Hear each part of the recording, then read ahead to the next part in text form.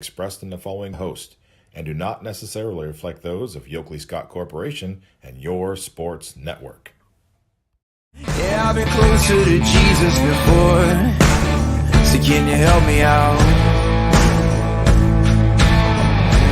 Oh, can you help me out? Am I on my own? Am I on my own? But can you help me out? Am I on my own? Am I on my own? Or can you help me out? Can you help me out? I've been scared to look in my soul.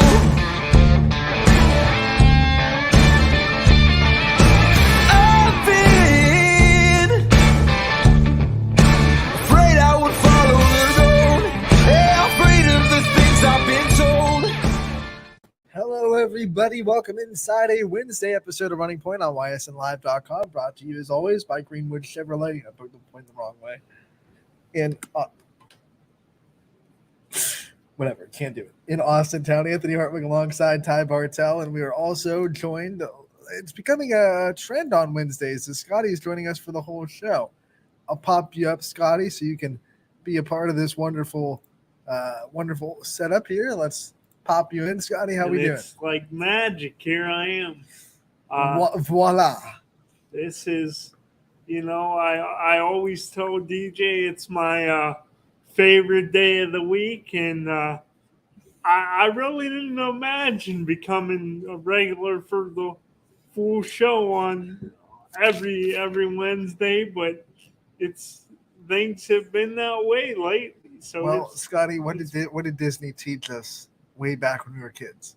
A dream is a wish your heart makes. yep, And here we are, here we are. making dreams come true, one step at a time, or one roll at a time for you and me. It always, one roll at a time because we don't stop.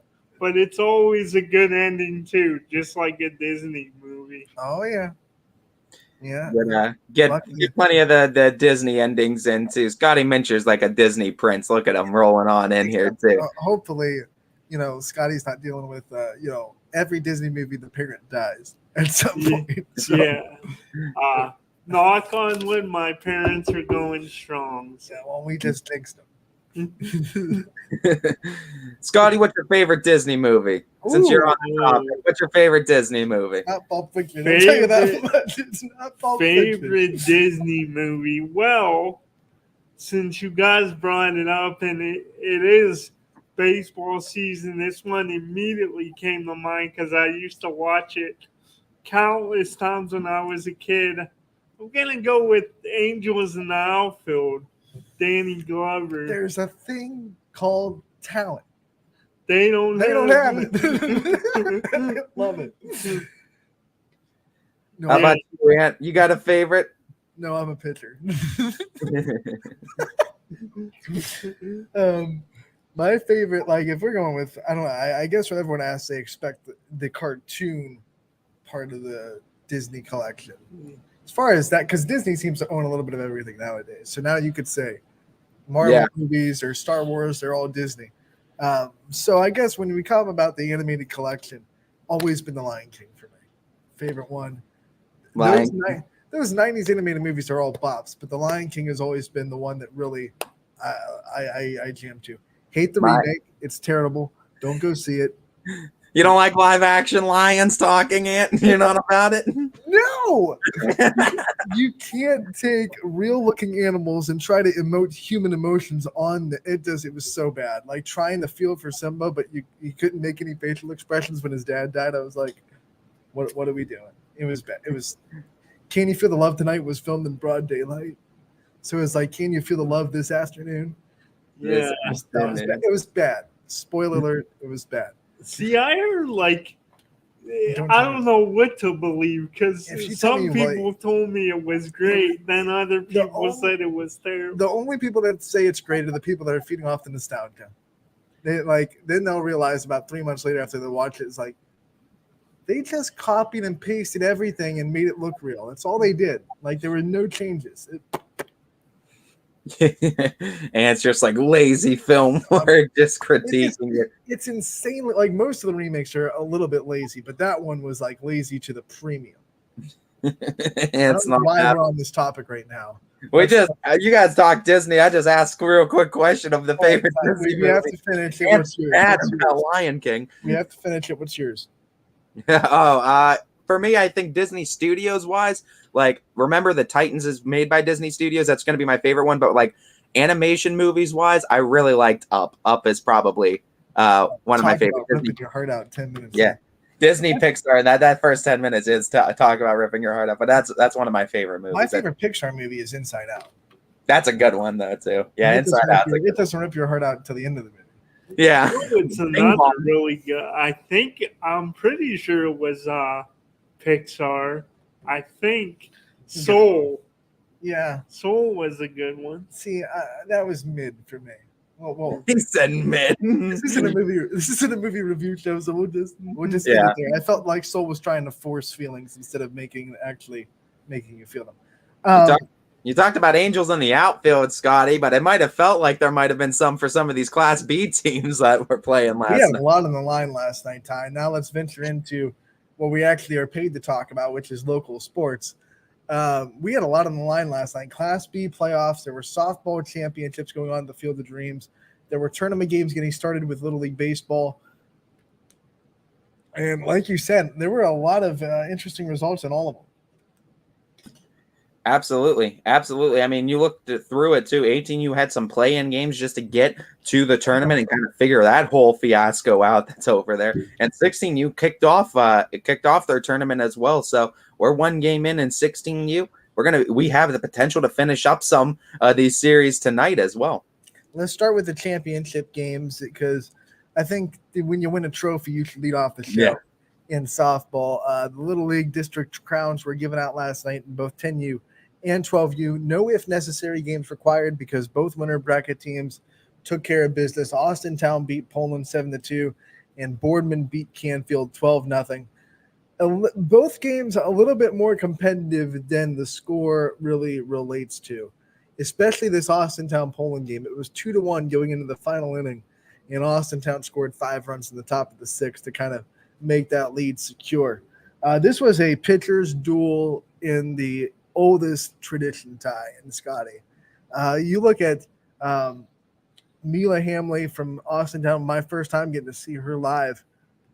Velocity, fastest pitcher in 10U or 12U. Like Davies has got a lot, but Hamley is just throwing gas. And there's a shocker that Fitch is probably going to get someone throwing gas here in a couple of years, right behind Cindy Watts. That's scary. But Mia Hamley, awesome pitcher. She struck out, I think, 14 batters. And then her counterpart, Ali Belinsky, struck out 16 batters, gave up 1 hit the whole game. But unfortunately, a couple of wild pitches, a couple errors, and a couple walks led to her runs, and they lost 7-2. But both pitchers were just drilling the strike zone and in complete attack mode. It was so fun to watch. Yeah, it absolutely was. And I mean, you see those kind of pitchers at that level, to be able to duke it out and get themselves into an old-fashioned pitcher's duel. It's a refreshing sight to see too, such young talent being able to go at it at such high levels too. And it just really makes you excited to see what the future holds for this sport, especially in this area. Really tough to tell a pitcher you gave up 1 hit, struck out 16, and you still lost. Not to get too far off the rails here, but I always feel like when I talk baseball or softball with somebody, I always feel like I'm in like the minority because I've always loved the pitcher, like great pitching matchups. Are you guys like, if you only had to pick one, do you want to see a great classic pitcher's duel, or do you like seeing a slugfest? I've said this before. I don't care if it's high scoring or low score. I just want one clean baseball. Like, I don't want to see errors everywhere, or I don't want to see pitches left down the middle getting rocked.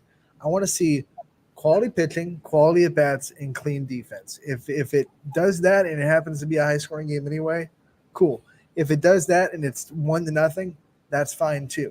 But like sometimes pitchers hit their spots and good hitters hit it anyway, and sometimes good hitters hit the ball hard. The defense makes a play anyway. So I just want to see quality pitching, quality hitting, quality defense, and if I see all that in the game, that's the best. Whether it's 6-5 or whether it's 1-0. I think both games present themselves a lot of excitement, but I always go for the pitchers duel more than the offensive explosions myself too. If I have two pitchers that are dealing 10 plus strikeouts or giving up 2-3 runs, maybe a piece or less, and it's just matching each other inning to inning, and it's that offensive chess game of trying to beat each team's ace and just trying to figure out how do we score enough runs and how do we play defense well enough to keep them off the board. I think those pitchers duels provide a lot of strategy to the game. I feel like in pitchers duels also every pitch just gets so more. Oh, you're on the edge of your seat, like, tensing up on there because one hit could be the difference or something, or one walk. So it's a 3-2 count in a 1-0 game, and you're like, but if it's a 3-2 count in a 9-6 game, you're like, so what if we walk in a run? We're already drilling this guy. We'll score 4 runs the next inning, no problem. Yeah, where if it's the other way around, like there's just tension. Not that there's not tension in a slugfest, but when it's a tight pitcher's duel, it's because one little mistake, that could be the difference. And then, back to the game last night, it was a pitcher's duel, and both pitchers were really attacking the zone so well. It was, two different ways of pitching, too, because Hamley brought the velocity, as I said. She had, probably really high velocity for a 10-year-old, 10U. And then you have Poland, on the other hand, and Blinsky. She had a really good drop ball. It was just come right off the table. And every Fitch player was swinging at a ball that they thought would be like at their waist and hittable. And then all of a sudden they were looking like they were golfing because the ball was in the dirt. It had you don't see a lot. Drop balls are not something you see a lot in 10U. And I don't know if it was a true drop ball. Couldn't really see the release point. But it was a ball that kind of just fell off the table. It could have been like an off speed that just didn't quite get all the way through the strike zone. But either way, it was really putting a lot of stress on these hitters. Didn't get their first hit until the 6th inning in that 5-run inning. So she went 5 innings of no-hit softball and was still down 2-0 for most of the game.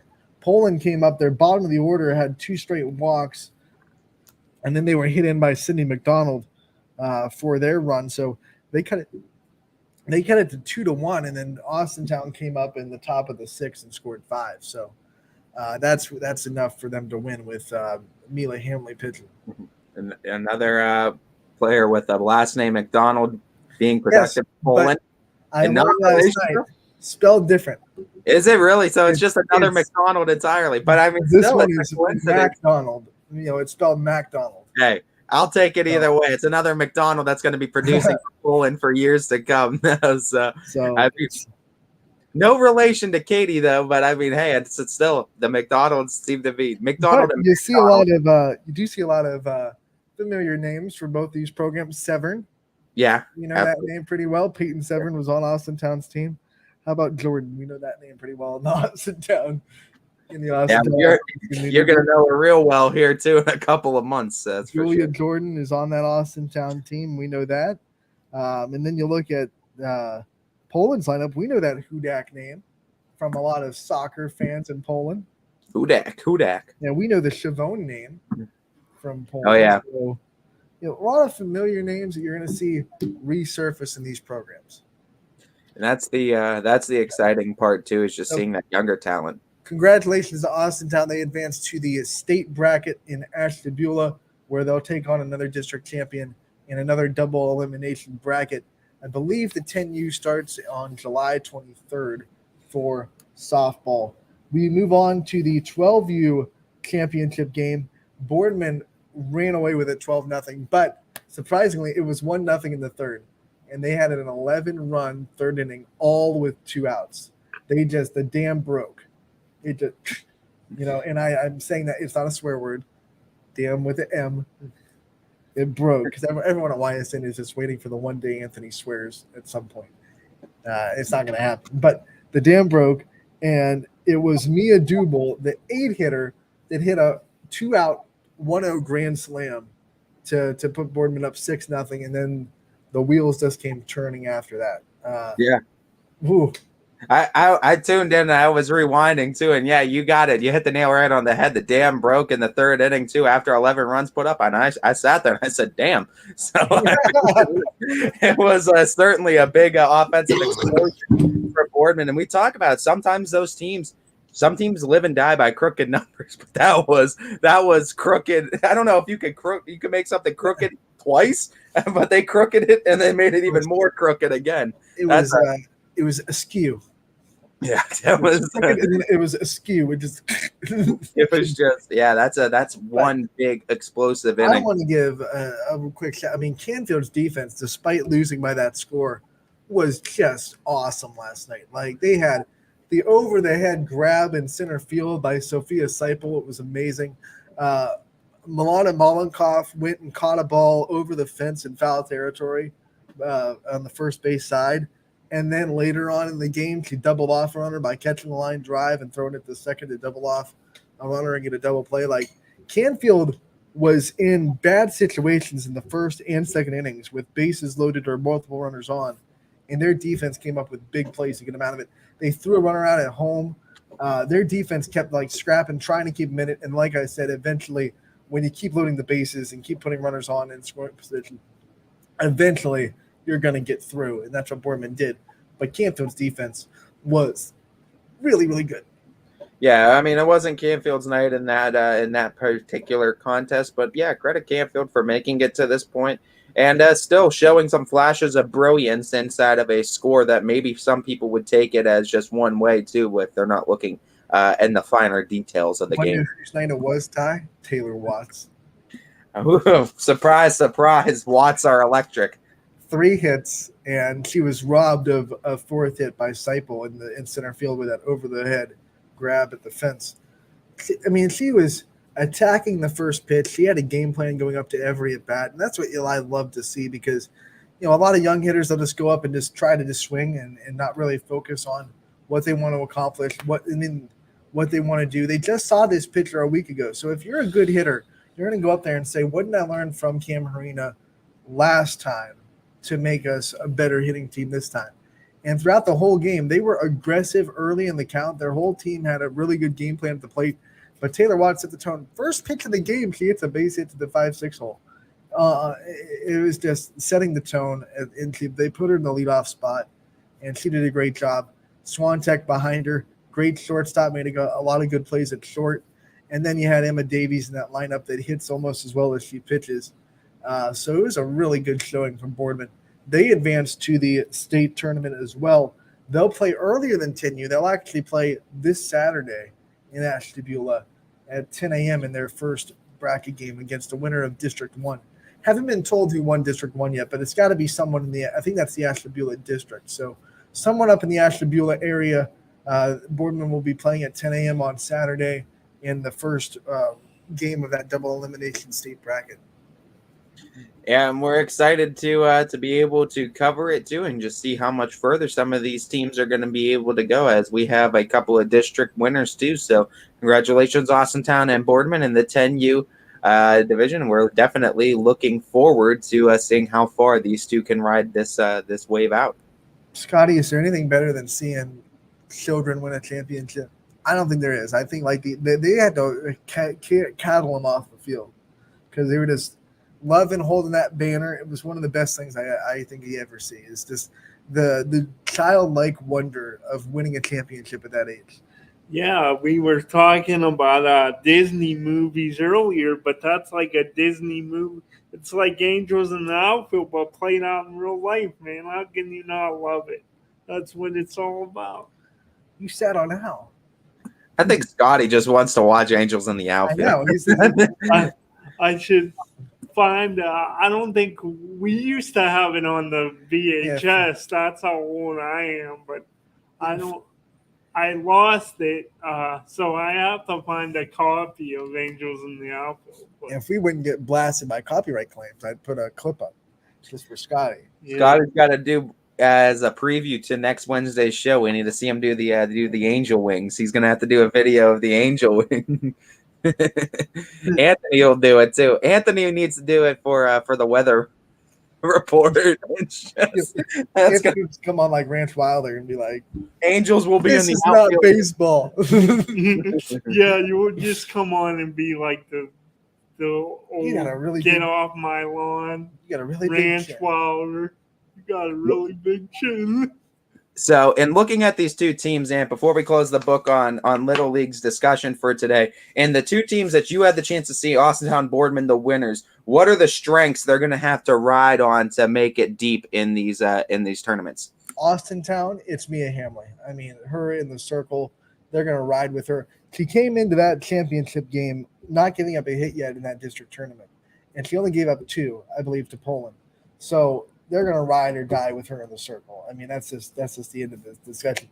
They have good hitters. They have a good lineup, though. They'll be able to score, but they're going to go as far as she'll carry them, and that's a lot of teams that have good pitching can say that too.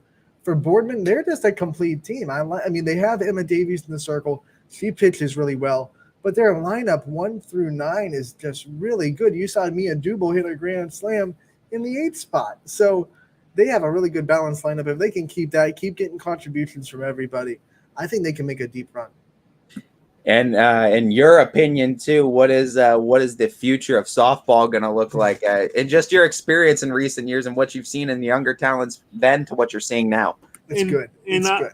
And I also wanted to know, I was just curious, like if you were a coach, in any way would you be a little concerned that they had such this huge output against Canfield and score all these runs? Like, are you concerned at all that, hey, maybe we should have saved some for the next, or do you don't even like I don't think save runs. about that? I don't save runs.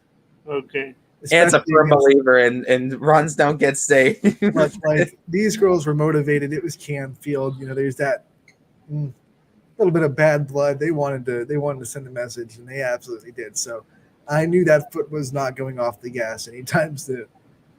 But we have a couple of district winners too, as we wish the best of luck to both Boardman and Austintown. But to answer your last question, Ty, softball in the future, it's going to be really good. In the communities that I saw, now those were only 4 or 5 communities, but it's going to be really good. I mean, I could go off and list the players that I think, like, I would have no problem seeing them in varsity in 2 or 3 years, like making impact freshman year. Addie Rudge already has a cannon in the backstop. Like, she will be a varsity catcher, no doubt about it. You look at Emma Davies in the circle; she will be a varsity pitcher. You know that Taylor Watts is going to be fine. You know, everything's going to be fine with her. And then, for Austintown, a little bit later, a little bit more development to be had. But still, Mila Hamley, good. From Canfield, they have a lot of talent too. I mean, Sophia Seipel will be a leadoff hitter in varsity and get on the base pass and run circles around anyone that tries to keep her off the base pass. She's a great center fielder. I was really impressed with Milana Molenkoff at first base, made a lot of good defensive plays. And Canfield's going to need a good defensive first baseman in a couple of years. So it's going to be fun. I think the future of softball is very, very bright.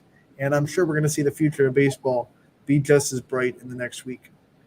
It's really exciting times too, and you just credit the parents, credit all these youth coaches too that put in so much time developing and just helping these kids out. But first and foremost, making sure that they're enjoying the game, because if they're not enjoying it, they're not coming back to the practices, they're not going to the game.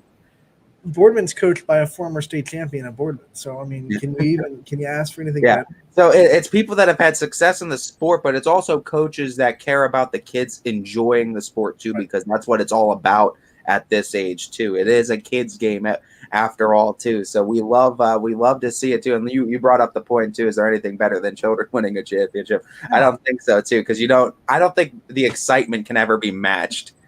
So when I said, like, that nightcap, because everyone wanted to they had to like cattle prod some of these players off the field because they just wanted to take every picture they could possibly take with this championship banner.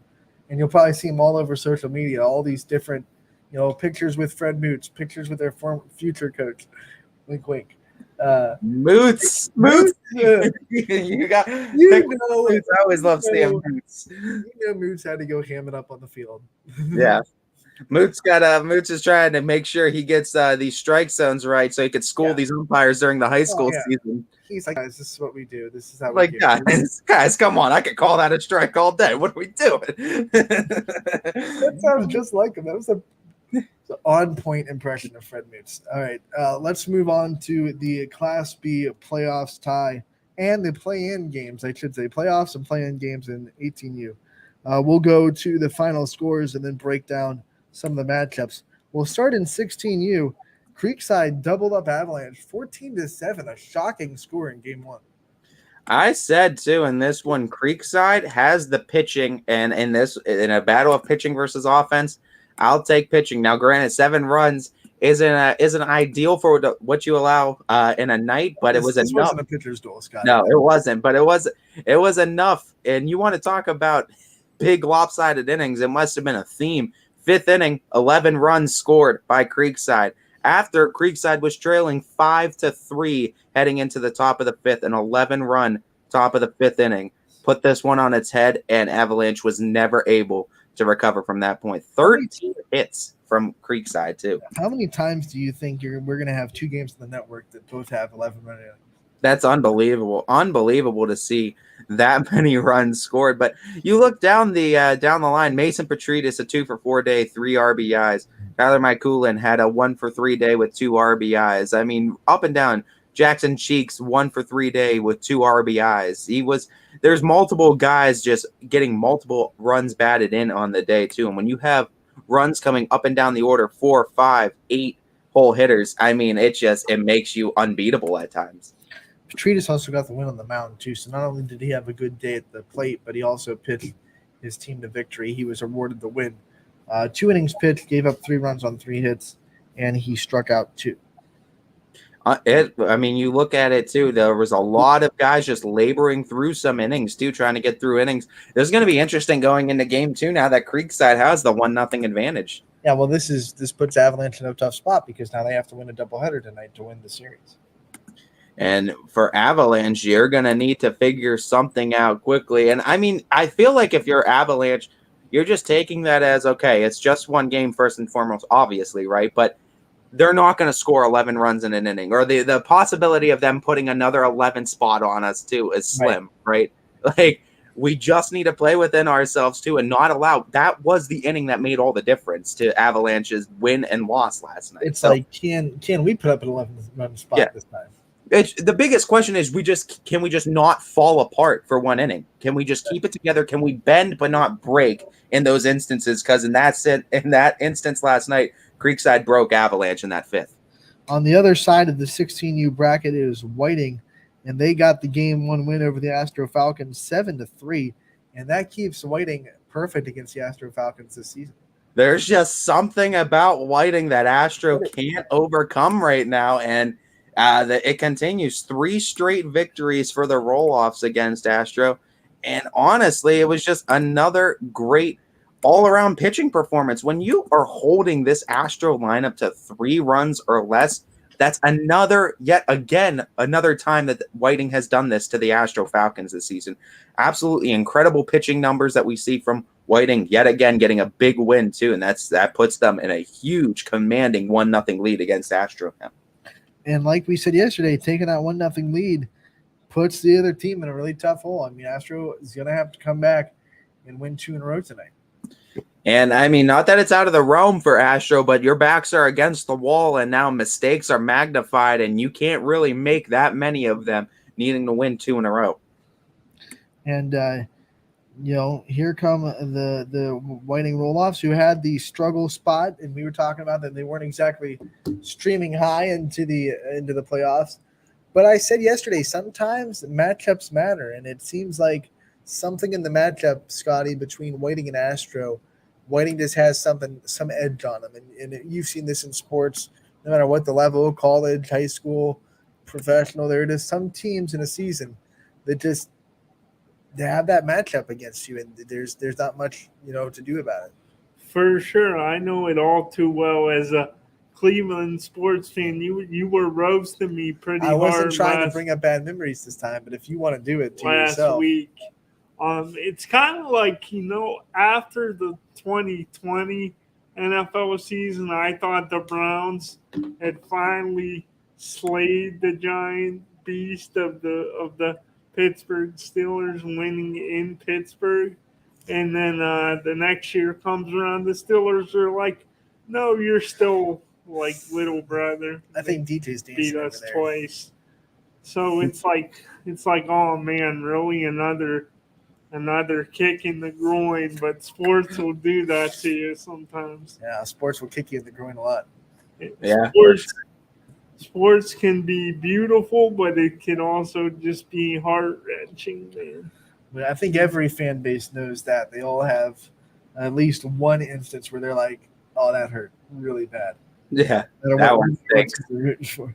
Some other scores around Class B. We go into 18U. These are the play-in games. Athletics, they came in with that last spot, but they won 7-2 over Dura Edge. And this exemplifies the meaning of the game, right? This isn't tournament time yet. You're playing to get in the tournament, but you talk about just wanting a seat at the table, and well, the situation is there's 3 seats for 4 people that want to sit right now. So Athletics made sure they have a chance. They had their hand on a seat right now, and they're kind of fighting for position against Dura Edge. They want to make sure it's them that is sitting at that position. I'm still trying to get a firm grip on the situation, but I think a win guarantees you a spot, right? Because it's the team that's out's the team that loses twice. Yeah, it's the team that loses twice that goes 0-2. All the teams that won last night have guaranteed themselves a spot. They just have to fight for the seeds now. It came down to pitching. Nathan Vidmar was a man amongst boys. 7-inning complete game, gave up 7 hits, 2 earned runs, 1 walk, 9 strikeouts, 102 pitches to get it done. He went the distance, and he did just enough, too. That's a great performance against the Dura Edge team that has put it up on some teams this season. Another team that punched their ticket and have confirmed their spot, Nightline with a 2-1 win over Ballistic. This is your pitcher's duel, Scotty. Yeah. Just to be clear, though, I don't hate offense, but I'm just saying. No, too late, Scotty. You hate it. Too late. Too late, Scotty. You're done now, bud. You hate it. No, keep going. Here's the big thing, though. I mean, Scotty, finished his thought. Oh, I'm sorry. I didn't know. I forgot Scotty was. Scotty, you can. I was just gonna say I do love me a great pitcher's duel. Oh yeah. Nightline gave up 2 total hits, 1 run on 2 hits. Wasn't even Ronnie Harper that was pitching. It was Jake Papagallo that went 7 innings and threw the 1 hitter. The run wasn't earned. So yeah, Papagallo threw 7. Nightline won in extras, 2-1. So Papagallo unfortunately didn't get the win. He's a tough luck, no decision. It was Chance Lasco that got the win, as he pitched the final inning, only threw 15 pitches, struck out 2 out of those 3 hitters that he faced. I think their biggest one, too. A lot of walks in this game, 7 for Ballistic, 8 for Nightline, but both these teams, too, and Nightline, 4 errors as a team, though.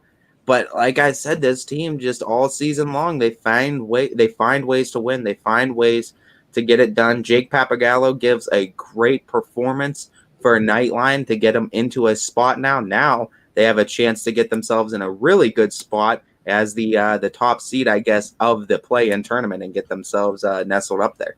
Yeah, and you look at some big performers for Nightline. Tegan McCurdy got a big day as he had the lone RBI of the day for Nightline. He went 1 for 3.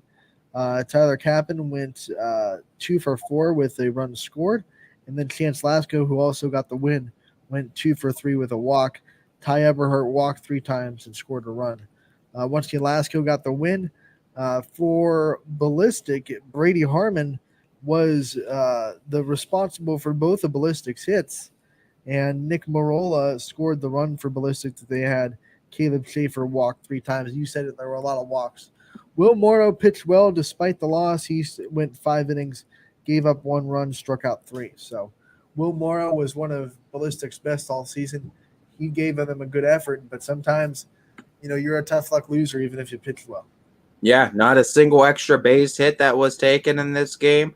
There was just, it was one of those games where strategy came into play, and it came into play big time. You had to kind of work through some walks. You had to get your timely hits when you did.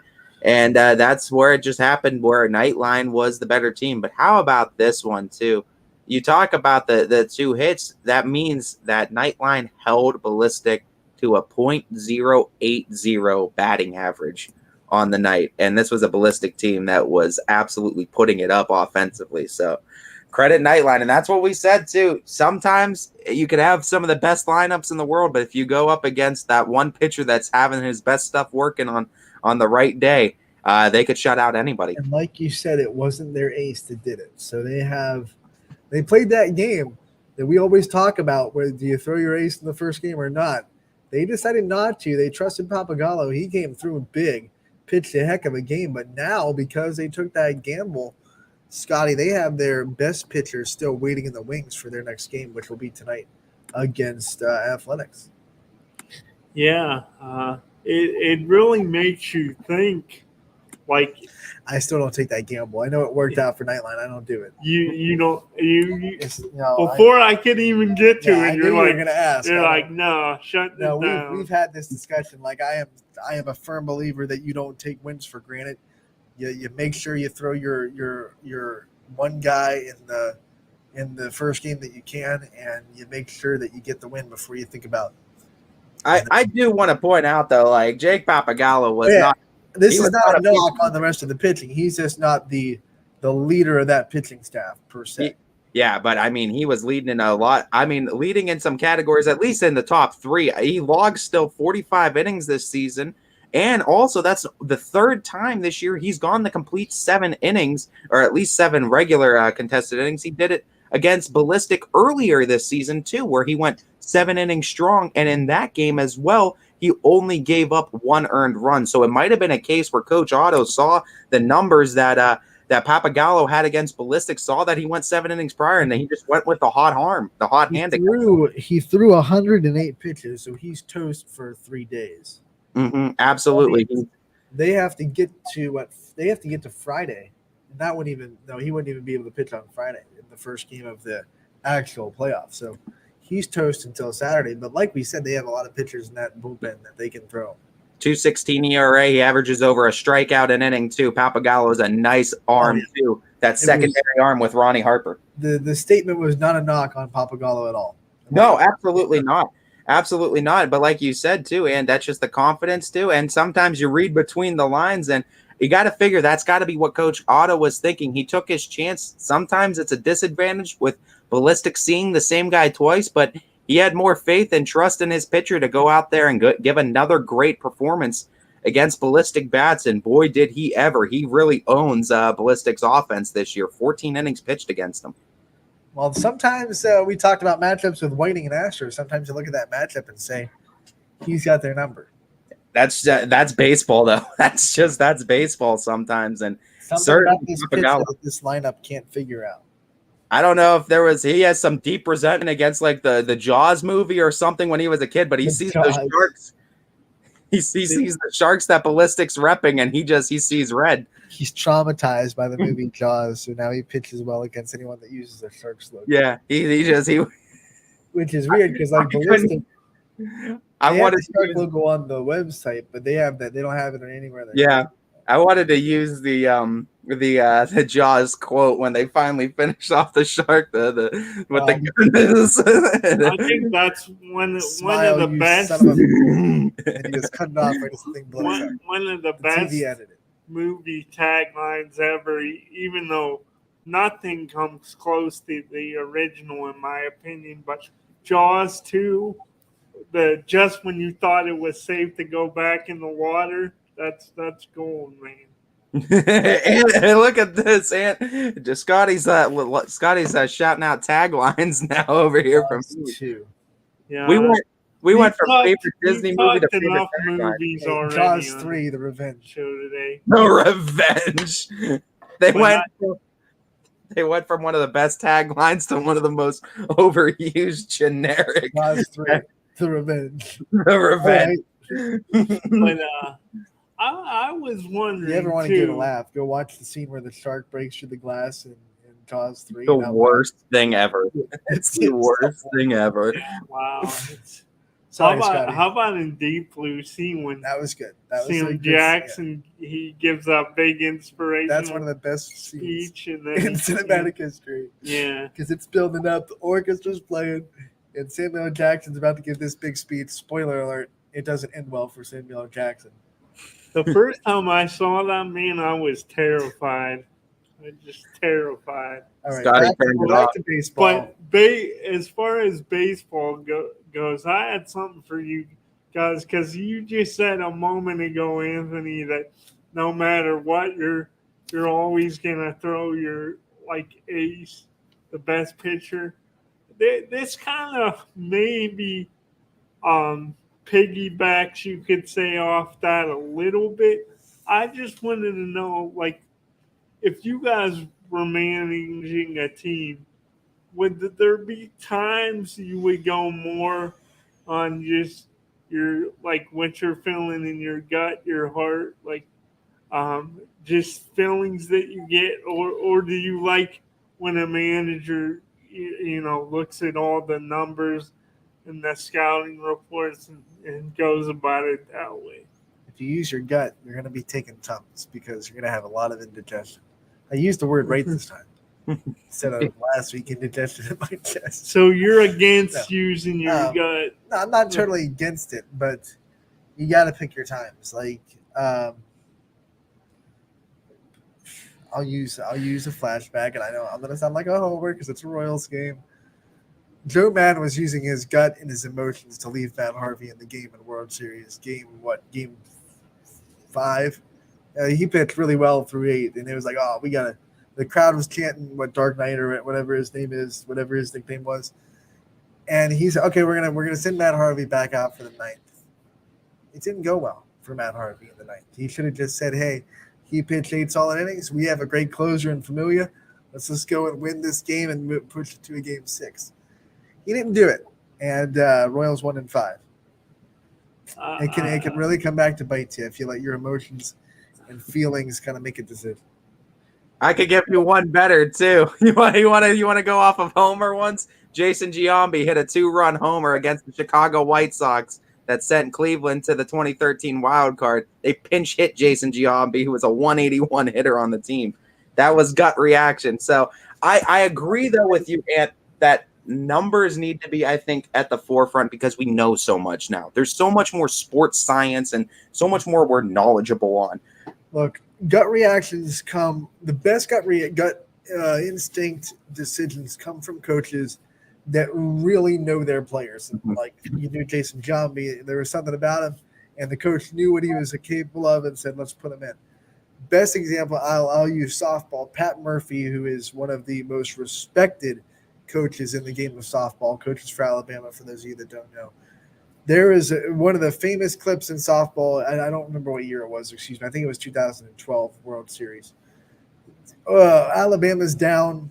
They have the bases loaded, and their best hitter, one of the best hitters in the country average-wise, is coming up. But she's a slapper. She's not going to hit extra base hits. She's going to get you a single. And Alabama's down 2. So he puts in a girl off the bench that doesn't hit a lot, but known for her power a little bit. He comes in and hits a pinch hit grand slam. Alabama wins that game. He didn't just decide, he did it because he knew that player, he knew the situation, and he trusted that player could come up in that situation. Even gut reactions, I feel like, have some numbers that go behind that. Coaches are crunching in their mind. You're crunching, all right, do I take the on-base percentage and average here, or do I take the power possibility here? You're crunching those numbers still in your mind, and you're making a decision off of that. But I do agree with you. I think there's a lot of science, a lot of numbers that you have to go off of, and I think coaches should go off of the tools that you have there too. But don't let, like DJ always uses, I think he uses it with social media, when you use it as a tool, it can be very effective. But when you don't, it can become you are the tool, and it starts using you. And that's kind of the same thing. You gotta use numbers as a tool, but don't let it be the end all be all. There's still gut reactions in coaching. That's what we call paralysis by analysis when you overuse numbers. Absolutely. Absolutely. So you got to make sure. I feel like there's a happy balance, but I definitely think numbers should be utilized more because there's so much more we know about sports and how the body works now than we did back then. Scotty, have you ever been a victim of paralysis by analysis? Have you ever overthought something way too much and you're like, wow, shouldn't have done that?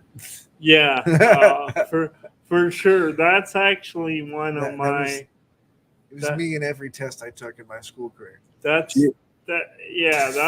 actually one of my Achilles heels is I overthink and overanalyze everything.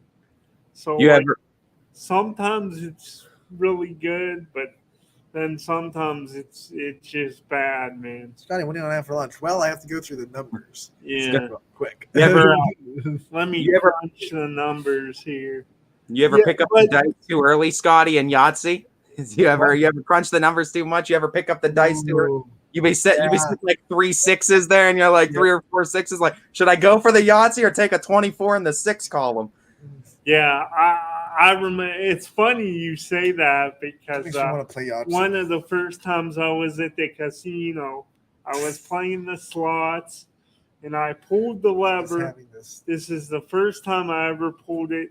Pulled down the lever, boom, win $46. And then I was thinking, I'm like, do I cash out right here? I'm like, that was a great first, pull. Brutal. I can do it again. Yeah, and then I ended up with no money. I lost everything. So the house always wins. Should have just cashed out. Yep. Paralysis by analysis. There's examples of it all over. But yeah, I guess to wide range answer your question, I think you gotta be able to utilize both of them in some type of way in your coaching. For fans of my softball broadcast, we're always looking for that scoreboard Yahtzee. So keep an eye out on it. We got one in the Little League softball district. 2-on. It was a 2-2 count with 2 outs, and the game was tied at 2. So that's what your scoreboard Yahtzee. It was across the board. Sometimes I have to go for a really bad 4 of a kind with 2s, but you're always playing Yahtzee. Welcome to my broadcast. We're playing Yahtzee on the scoreboard all the time. So, you come at me. Sometimes we get a full house. Sometimes we get a scoreboard Yahtzee. Sometimes we have to take a bad 4 of a kind. But we're always trying to find a good Yahtzee roll with the scoreboard. That's the game Anthony plays on his broadcast. That's my trademark, probably. Scoreboard Yahtzee, man. Scoreboard Yahtzee. Here we go. I like it. I think I've heard you mention a couple of times scoreboard Yahtzee now that you mention it. I wanted to ask you guys too, while we're still talking about baseball. You guys broke down some of the action from last night, but it seems to me there was a headline about it on ESPN this morning. And it seems to me more and more that starters in baseball, they're becoming less important. A lot of these games are turning into more bullpen games or like a team. Some teams don't really have a true legitimate ace where they're going to go out, give you 6, 7 the Royals have a 4 clubs innings. So that's a good one. But with how the Guardians have played lately, I don't know. I think they got the Royals coming up, and with how the Guardians have played lately, they'll be fine. Scotty, I wouldn't bet on the Guardians. They'll be fine. But hush. I wanted to know from you guys on the high school level, because you guys are up close and you develop relationships with these schools. You try to highlight maybe players that wouldn't get pub anywhere else. That's what we're about here at Ysn. But do you think that on the high school level, even so, you talked about like I forget what school it was, but they didn't throw their best pitcher. They Yeah, last night, Nightline. yeah, Nightline it was. Um, do you think it's even starting to happen on the high school level where you don't 'Cause- have aces or No, because high schools aren't at the point where they can have a bullpen that comes out. Like high school starters are still very, very important. I know they're important, but do you think like the gap between the best and then the second best, do you Okay. think it's really closing? In summer ball, yeah, like we talked about Papagallo. I mean, he's a great pitcher, so he's not there's not a gap there between him and Ronnie Harper. But like in high school, you don't have hand-picked talent, so sometimes you're gonna have really good pitching staffs that don't have a big gap between their 1 and 2 and 3, and sometimes you're gonna have baseball teams in high school that have their 1 and then there's a big gap between their 2. It's what do I want to call it? It's random. It's you don't get to pick and choose your players. So sometimes, yeah, you get a really deep pitching staff. Sometimes you don't though. So it's a tough question to answer right off because there's so many different situations in high school baseball. Answer your question too, Scotty. I think you're going to just start seeing too. Major League's going to start developing where they're going to allow, I think, a little bit more in the roster size, and you're going to see more long relievers out of bullpens, guys that can be designated to come out for 3 innings a game every few days too. And you'll eventually, I think, see that maybe at the high school level once pitching. You're going to start having to develop more pitchers at the youth level too, if that's going to be the case, because I mean that's just going to be a trickle down effect. But you might start seeing more relief pitchers come out of the bullpen for 3 inning performances instead of 1 inning inning holds. Here's the big thing about we'll say this about Major League Baseball, then we'll take a break before Brian Tonar comes on at 1. Not too long ago, the superstars of the game were kind of your pitchers. The names everyone knew, your Clayton Kershaws, your Chris Sales, Kluber. These names that were franchise players were pitchers. We're starting to see young players come up, and the stars of these young generations, they're not pitchers anymore. So, do you think pitchers are going to be faces of franchises when that model kind of precedes itself? I mean, you're not going to have your superstar starter anymore. You're going to have maybe a starter come in, throw 3 innings, and a bullpen guy throws 3 innings, and then, 5 innings. There's not going to be that face of the franchise pitchers. That 5 innings will become the new, I think, status quo because that's what you can get for wins then. And I think that's going to be the biggest thing for Major League Baseball.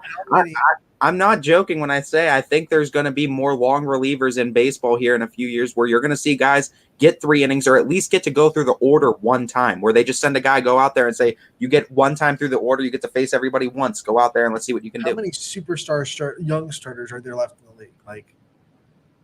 It really is a funny thing because you think about it, and when I say funny, I mean more like ironic. He's not a ha-ha funny. He's like, oh, crap. Scotty's not laughing. Scotty's not laughing. Yeah, I'm always serious. Gotta be serious right now. But, guys, they throw harder than ever before, but they're also pitching, at least on the major league level, they're pitching less innings than ever before. So it's like they're obviously better today. And you had your greats back in the day, Nolan Ryan, flamethrower with his 7 no-hitters. But these guys today, I think in every sport, I mean, bigger, faster, stronger. But it's just funny how the game has really kind of evolved, and it seemed like it really started maybe 2016, 17, maybe even before that with the Rays, because the Rays have been the team for years now. They haven't really had like a bona fide ace. Like they've just gone pitcher by committee, used a lot of their past. Once again, don't want to sound like the homer, but the Royals went to 2 straight World Series with pretty much a dominant bullpen and okay pitchers in the starting rotation. Yeah, And then everyone tried to copy that. Like, oh man, if we have three, really good bullpen players that can come in and just shut down 7, 8, 9, and then our starter only has to get through 6, oh, we can win a World Series. And then, and even right after the Royals, think about how many innings a guy like Andrew Miller pitched the for Indians had the bullpen in the playoffs. He pitched, 2-3 innings and was shutting teams down. So, I agree with you, Ty. It definitely seems like things are leaning that way. Go about 10 years ago and go through all the franchises in the MLB and say how many of them had their most well-known player as a pitcher, and then compare that to now. You're going to see a lot less franchises have their best well-known player, most popular player, be their pitcher. I mean, I'm thinking 10 years ago, you probably name more than half the league had their most well-known player. Oh, easily. I mean, 2012, you can go King Felix, David Price. I mean, Clay Buchholz. I mean, it was right down the line with guys that you could name. Yu Darvish with Texas. Like, everybody had their ace, but it's an evolving game, and it's continuing to evolve even into the 2020s. You think Mariano Rivera changed our look at the bullpen? Like our look at what we can do with a dominant bullpen. I know he was just a closer, but he was almost as locked down as he did. Mariano Rivera revolutionized how big closers I think can be in the game. That was the start, because it went from closers. Okay, what if we had 3 closers? To give the Royals a pat on the back, I think it was the Royals in 2015 that revolutionized it too. And then I think Cleveland, Terry Francona has always been a bullpen guy, but I think they were kind of teetering it, and then they made that foolish step too in 2016 following the Royals 2015 win, and they went all in on the bullpen as well, and that helped propel them. I think it showcased that teams can do it without, like you said, having your mid starters, but having an all-star level bullpen. And then you go back, everything trickles down. So we might see that come to fruition in the next 5, 6, 7 years now in high school. I just think it's going to be hard because, once again, you're never going to see that much pitching depth in a high school or two high school teams. That's the issue. I think starters are going to be of the utmost importance in high school. Because you don't see a lot of high schools throw a guy for, let's say, instead of 9 innings, they play 7. So let's say they throw a starter for 3 and then have 3 guys come in for the 4th, 5th, and 6th innings and say that that's their end. And just real quickly, you probably named the pitcher too, but you were talking about somebody going over the headlines, the action that happened last night. You said they threw 108 pitches. Papagallo. Is that becoming more of a norm? Like pitchers all around the area, like easily getting to 100 pitches in these games, or is that more, the exception of the rule? Would you say? Is Clay playing one of the schools in one of the district schools? Possibly, potentially. I don't know who Clay is. I don't know how to answer that question. I am so sorry. We'll have to look into it too for sure. Let me double check and just see what games we might have on. All right, we're going to take a break on that note, and we'll be back. We're going to have Brian Tolnar with us, and as well as the newest edition of Tolnar's Takes next on Running Point, brought to you by Greenwood Chevrolet in Austintown. 21 News delivers the news as it happens, using the latest technology from where it happens. On air, online, Wednesday afternoon weather update, very dangerous, and on the 21 News social media platforms. I'm on the road right now. 21 News, the Valley's only locally owned source for trusted news since 1953.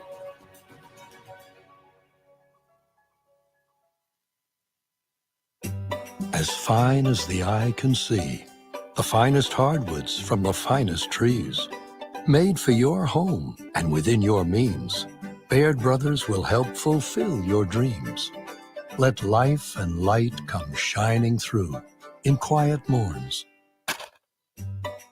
And heavy traffic, too. Find your easy-to-afford fine hardwood floors and doors and more. at bairdbrothers.com. Hi, this is Tommy Clem, owner of WRS Insurance Solutions. WRS Insurance Solutions is a local independent agency that specializes in life, Medicare, long-term care, and disability products. Call us at 330-953-3722 or visit us at wrsinsurancesolutions.com to learn more. Good luck to all the student athletes in the Valley. For a great vehicle and a great experience, come to Boardman Mitsubishi today. As always, our full lineup of Mitsubishi models comes with a standard 10-year, 100,000-mile powertrain warranty. Boardman Mitsubishi, your hometown Mitsubishi dealer since 1999. Now you can see every school, to the smallest school, to the intermediate schools, to the schools in the outlying areas. It gives you coverage that you could just never get to before. It's something that's great to experience, and it's opened up a whole new wave of sports viewership. The possibilities are endless here at YSN. Push the envelope every day. Try something new. If it works, great. If it doesn't, well, let's try another angle, and we just keep moving forward. My name is Mike Ackelson, and my sports network is your sports network. Welcome back to Running Point on ysnlive.com, brought to you by Greenwood Chevrolet in Austintown. Just to answer this question here, and we have it on the comment sections as well with YSN. This game will be on ysnlive.com, and you can find it on ysnlive.com/live. Richie Giuliano will be on the call. That is the 1 o'clock game at the McCune Park in Canfield. Richie Giuliano will be there for the 50-70 tournament. So that's what they were trying to find. It just kicked off, too. So I was checking the score. Yeah, it's going to be listed, as the District 11 versus winner of Game 1 50-70 baseball tournament. It'll be right under first game at the top, ysnlive.com/live to get all the action on that one. It was live right on the thing. You might have to wait through a commercial or two, but it's absolutely free on that live page for you. Now that we have that taken care of, let's go to this week's edition of Tonar's Takes, and then we'll get to Brian Tonar live on the show.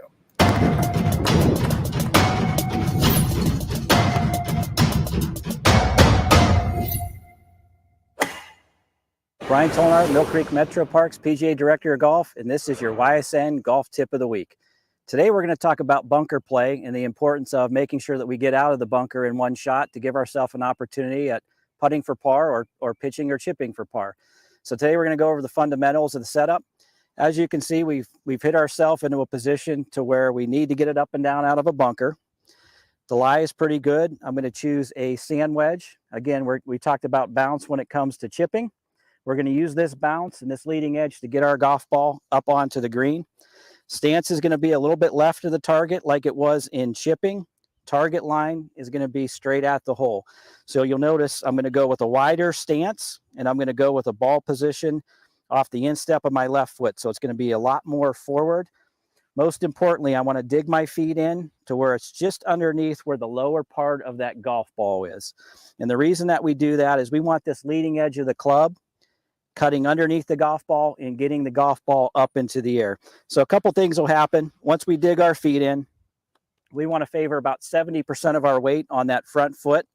The golf club will be a little bit open, so it's going to be square to the target line, even though my feet are 2 to 3 yards left of the target.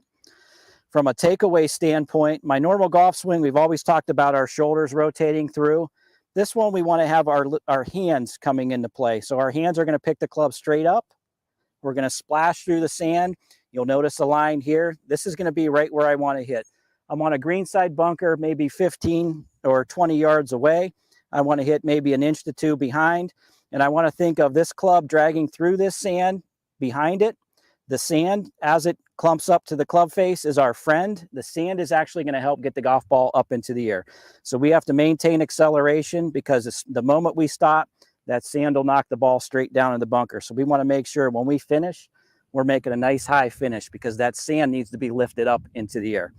So as we hit this shot, we'll take a pause so we can get behind here, and that way we'll be ready to go. So I'm going to take my setup. I'm dug in. So I want to make sure it's not moving too much. This is basically going to be an arms and shoulders with the hands leading with a takeaway. So again, my hands will come straight up like this, and then we're going to splash the ball out and through.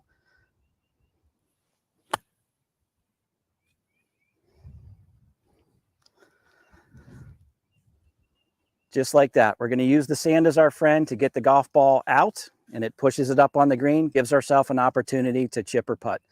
Thank you for watching this week's YSN Golf Tip. And for more tips like this, please contact us at Mill Creek Metro Parks, millcreekmetroparks.org, 330-740-7112.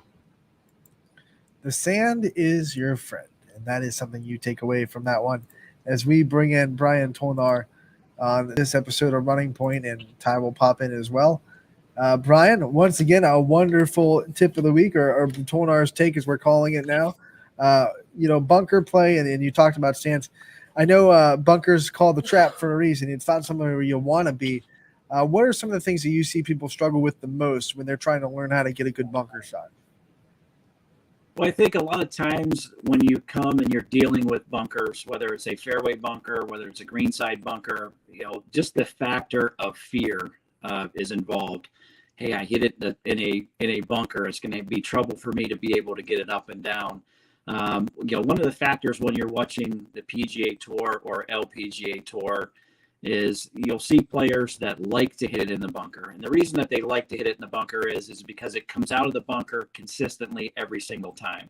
So if you have and know exactly what the shot is going to feel like 9 times out of 10, a tour player would most likely play out of a bunker as opposed to that high grass around the edges of the green and surroundings of the green, because they don't know how much grass is going to get caught between that club face and the ball. You can pretty much control how much sand is going to influence the shot that you're going to have. So I think number one, fear is the biggest factor with hitting it into a bunker. Now I get into a bunker and am I going to hit it 5 yards? Am I going to leave it in the bunker? So I think that's the first microcosm as you gauge, the type of shot that you want to hit. So I think, going forward, if you have that positive spin on, hitting those bunker shots, knowing that it's going to come out, if you execute it the same way every single time, it's going to come out consistent the same way every time. I think people will like to hit it in the bunker much better than they would be into some greenside rough, because you're going to have that same consistency. If you're fundamentally sound and you're set up and you dig those feet in to make sure that you get to the lower portion of the golf ball, and you make sure that you follow through, which is the biggest key when it comes to bunkers, because the sand can either help you come out or it can deter the golf ball from coming out by finishing low. So if you make that high finish, the golf ball is going to come out with some force. The sand is going to help you lift the golf ball up into the air and also allow you to get some backspin on it. The moment that you stop at impact, the sand goes from helping you to knocking the ball down into the face of that bunker. So I think, having that, promotion of the sand getting blasted out of there is certainly a huge advantage when trying to hit a solid bunker shot out of the trap. Sand is your friend is something I did not expect to hear in this week's tips, because of how many times I've had trouble in the bunkers. How many people like me, Brian, are of that mindset too, or were of that mindset going into the golf game, where they don't believe that sand is their friend and that works against them in their game? To be honest with you, probably about 75% when it comes to greenside bunkers, and probably close to 95 to 100% when it comes to a fairway bunker, where you have 150 yards to hit a shot to the green. Now that shot's going to change a little bit when we go a little bit deeper into the series, but anytime that you throw sand in there, it's an obstacle. It's tough for the players. Keep in mind, you can't ground your club in the sand, so you sort of have to have it hover a little bit, because you get a penalty shot if you ground your club into the sand. So you want to have that club raised up and then go into the sand. So that's another one of those challenging factors when you do hit in the bunker. But I think there's a lot of fear by 90% of the amateurs, especially when it comes to greenside bunkers and fairway bunkers, because they think that they can't get it out of the bunker. And I think it's the opposite. I think people have more consistency, if you're set up the right way in hitting a good bunker shot rather than a good pitch shot out of some heavy rough. I think it's because most of the time the bunker shots you see, because the ones that get the highlights are the ones that are tough. The ball gets really wedged in the sand, or the bunker's at an elevation and it's really hard to hit it out of. I think that's what you see on TV, and that's the highlights that you see, all these really tough bunker shots. But you can talk to this. I mean, the percentage of bunker shots you're going to run into, you might have like 5% where it's a ball that's going to be a really tough bunker shot. Yeah, every once in a while you have what we call an embedded golf ball, where the golf ball is submerged into that sand. That's where it gets a little bit tougher, and there's some things that we can do later in this series to really help you get out of those if you experience it. But for the most part, living up in the northeast part of the country, you don't get too many embedded balls in the bunker, just for the fact that the sand is compacted pretty good when the winters and the snow and the ice and stuff falls during the off season. Obviously our staff does a good job of making sure that that's fluffed up and making sure that the top coat is, very, very playable and user friendly. But occasionally you do get, whether it's a new bunker or they just put sand in it to freshen it up a little bit, you will have that occasion where you get the ball embedded a little bit. But for the most part, the bunkers that you'll play up here, and especially Northeast Ohio and Western Pennsylvania, for the most part, are all relatively fair, and a lot of times will be a little bit firmer than normal. And that's the subtle difference too. Not all bunkers are made equal. Not all sand is the same. You can't just say sand. There's going to be different sand in Florida than you see in California, and different sand in the Northeast than you see maybe in the Northwest per se. So sand is such a broad term. There could be different types of sand for sure. Oh, absolutely. You go down south and you play. It's very light. It's very fluffy. We're up in the north corridor of the country. It's more coarse. I've even seen some courses down in West Virginia where it's more like carpenter sand, where it has that orange tinge to it or that dark brownness to it, where it has a lot of coarseness and it's a little bit firmer to hit out of. So, I mean, you really have to, make sure that you're choosing the right club that has that bounce like we talked about with the sand wedge in order to play the best quality bunker shots that you can when it comes to a greenside or a fairway bunker. How does bunkers play differently, or do they play differently depending on the weather here in the northeastern region for golfers listening? Well, they tend to come out a little bit hotter and a little bit faster when the bunkers are dry. When the bunkers are wet, you really have to swing through and power through it. However, you do have the tendency of adding a little bit more spin to a wet bunker or a bunker that's holding some dampness to it. So those are some factors. When you hit that shot, it'll have the tendency of checking up a little bit quicker, where, down south where it's light and fluffy and it tends to explode a little bit more. It takes a couple more hops or two before it stops on a dime. Brian, we got Scotty in the studio, and he's got one for you. Yeah, I do. Since you guys are talking about, sand and, hitting the ball out of when it gets, caught in the bunker, I was just wondering, Brian, the question I had for you, like, when you're trying, like, say your ball is stuck in the sand, you want to get it out. Do you, like, as far as the right club, like, I watched golf. I don't know the game like you do, but, like, when you go into it, is it always what club you're gonna use? Like, for instance, if it's stuck in the sand, do you always go wedge? Do you go 9-iron? What do you do? Well, anytime that you find yourself in a scenario that you're, like, we'll say a greenside bunker, for example, I'm going to use a higher lofted club like a sand wedge that has what we call bounce on the bottom. And bounce is that flange on the bottom. So the thinner it is, the tougher it is to get out of the sand. The wider it is, the more help and more lift that club's going to give you. So, like a 56 degree, a 58 degree sand wedge, or a 60 degree sand wedge. And, some of the guys on tour use 62 and 64 degree sand wedges. You don't see that too much in amateurs or local golf professionals bags, just because we don't have those conditions with the high lip that you guys talked about earlier in the show, that you really have to get the golf ball elevated and that you don't have that much green to work with. But choosing the right club, especially when you're close to the green, is very important, because there's clubs that help you get the golf ball out, and that bounce is going to allow you to hit the shots that you want to hit, that get up in the air pretty high and be able to stop relatively quickly. Now, a shot that you'd have like at a fairway bunker, say about 130 yards, I'm going to use my 130-yard club. I'm going to do things a little bit differently. I'm going to move the ball back in my stance a little bit. I'm going to choke down on the club so I hit it off the lower portion of that club and really get that golf ball up into the air and clean hit, where we're using the sand to help us on a greenside bunker we want to make sure that we pick it as clean as possible when we're hitting a fairway bunker shot. So you will have that variedness to, that fairway bunker compared to the greenside bunker. But 9 times out of 10, you're by a greenside bunker, you're going to want to use the bounce of a sand wedge to help you elevate that shot up onto the green to where you can have it stop quick too. Because a lot of shots, depending upon where the bunkers are at, you've got some slope to contend with how the topography of the green is too. So you're hitting it to a spot, hoping that it stops or holds to a certain scenario, and that bounce gives us that opportunity to stop it relatively quick. Great question. I want to shift the focus to our wonderful sponsors at Mill Creek Park, and I want to give them a chance to highlight an aspect every week like we do. One thing I want to ask this week about Mill Creek Park is the ability that it has to welcome people from out of state or that are traveling to play in the golf, and the partners they have, and how much people travel just to play at Mill Creek Golf Park, and what that does for the economy here in Youngstown, and your take on all that.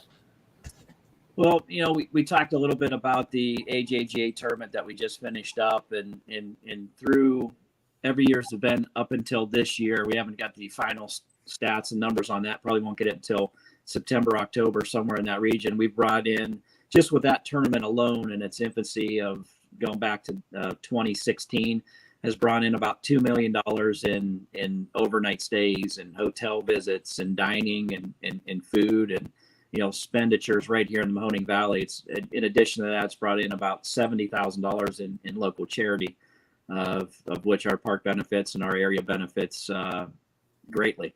So I think events like that, events like the Nota Begay tournament that's coming up on the 11th and 12th this next week, where you'll have the top 72 boys competing for a spot to the finals in Louisiana. We've got folks coming in I've got friends coming in from New York who's got kids playing, and in Pennsylvania and Michigan and all up and down the East Coast, vying for one of those 3 or 4 spots that's going to be available to play at a national tournament that's over Thanksgiving weekend. And it's a tournament that's televised on the Golf Channel. So, giving kids the opportunity. We hosted their state qualifier for the boys and girls back in May. Now this is their regional qualifier to get you to the big show and the big dance. So, events like that, events like Stay and Play. We do a lot of golf shows in the off season. Everybody sort of laughs and chuckles. They're like, well, what do you guys do in, January and February and March? Well, we're doing a lot of the prep work, for the upcoming season and laying out schedules and contacting, area schools. I think we put about 50,000 flyers between the recreation and golf department with various schools with all of our programming from the rec side, from the golf side. So we do have that 3-county corridor that we're really advertising and promoting our programs. But, most importantly, we go to a lot of these golf shows. We go to, we've gone to Toronto, Canada in the past. We go to Michigan. We go to New York, Cleveland, Pittsburgh, Columbus, you name it, all these golf shows to really promote the area and bring home, stay and play weekends where, a family or a group of friends, men, women, you name it, couples have the opportunity to come up and stay in the Mahoning Valley Friday night, Saturday night, and play 18 Friday afternoon, play 36 on Saturday, play 18 Sunday morning, and then head back home. It's a nice weekend getaway here with not only us, but the other golf courses that are in Mahoning County that we, really promote at these shows. We're promoting the whole county. We're promoting, golf in the Mahoning Valley. So it gives us the opportunity to really expand upon what we do at the AJGA for that 1 week that we have the folks come in and, having the President's Athletic Conference come here next spring. You're going to have 10 or 15 schools here for the collegiate championship between the men's and women's programs as well. So, I mean, those are events that we really take pride in. Number one, it allows you to showcase the Metro Parks off in the golf course here, but it really allows us as a whole to support and promote the community in the Mahoning Valley and everything that we have to offer. We have some of the greatest food. We have some of the greatest restaurants. We have some of the greatest hotels, all off of 224 here in Boardman. So, I mean, it's easy access to shopping, to dining, to, just experiencing the park. A lot of the families that come on board during AJGA week, don't really come and watch their kids play because they get nervous and they don't want to be an impediment on their kids' game. So they'll take part in classes in the park that week. They'll jog, they'll hike, explore Lanterman's Mill and Fellows Riverside Gardens and see the Silver Bridge and take pictures at the Metro Parks Farm. So they're really utilizing everything here in the metro parks. And, it's one of the things that we're the most proud of, to bring all these folks into town to really showcase what we feel is the gem of the Mahoning Valley, which is the Mill Creek Metro Parks. I mean, you talk about the stay and play packages. There's also so many nature walks and things going on with Mill Creek in the month of July. Brian, where can people find and stay updated on all the events Mill Creek has going on too when they want to see what's going on ahead of the weeks? Well, the big mainstay for us is obviously the website, millcreekmetroparks.org. If you have the opportunity to jump on there, it's really a microcosm of everything Metro Parks, whether that's recreation, whether it's education, whether it's golf, whether it's, anything that's happening in the park. There's calendars online, there's signups online, the social media pages on Twitter and Instagram and Facebook for the recreation department, for the Mill Creek Metro Parks, for the golf wing of the Metro Parks as well. There's many avenues that you can stay dialed in to see what's going on. And the park does a wonderful job of promoting it on social media. We share a lot of that as employees here too. So it's really trying to get the word out to everything that we have to offer here. Obviously doing some advertisement in various forms throughout the Mahoning Valley as well.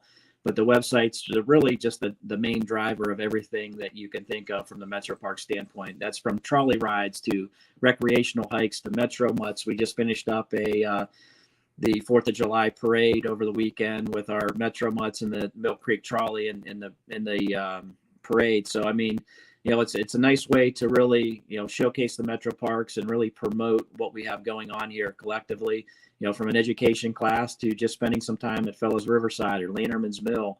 There's so many great vistas here in the Metro Parks and, untapped areas when it comes to hiking and fishing. And I mean, you name it along the lines, there's plenty to do here with concerts and movie nights and everything that goes on. Our police are hosting a Putting with Police event here next weekend on Saturday. So it'll be a good program that's free to have an opportunity to come out and putt. We'll set up the putting green with a putt course.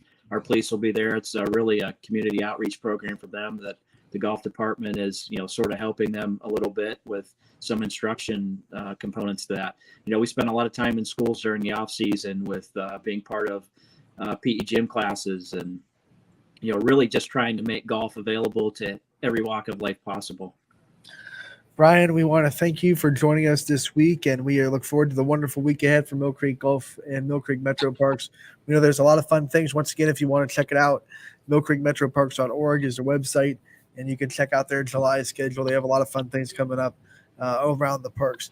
Thank you so much for joining us this week. We look forward to another Tolnar's Take next week and another great conversation with you next week as well. You got to have a great week. Hope all is well. Brian Tolnar from Mill Creek Metro Parks joining us live on Running Point. And like he does every week, it was a great conversation. Scotty, you got your 2 cents in too, and it was great to have him. Always great to have him. And we look forward to our continued conversations with Brian Tolnar. For now, we're going to take another break. When we come back, we'll go over what we're doing tonight on the network and what matchups are going to be happening tonight on the network from a Class B down to Little League, down in the baseball realm at the Field of Dreams. So we'll be right back on Running Point, brought to you by Greenwood Chevrolet in Austintown.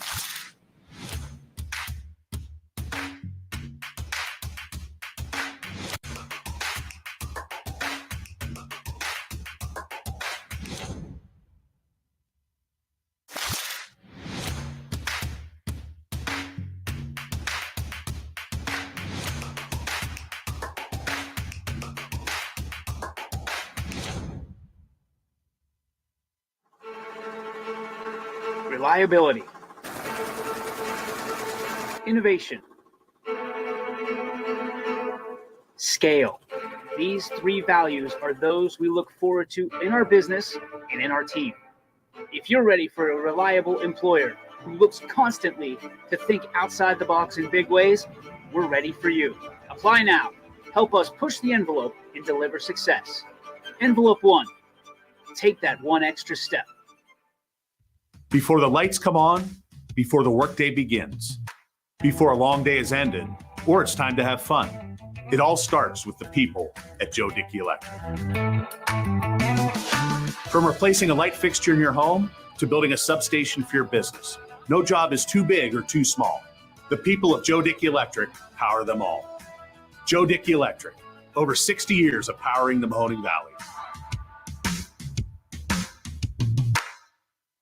You're not waiting to see what the world has in store for you. It's more about what you have in store for the world. All you need is the opportunity.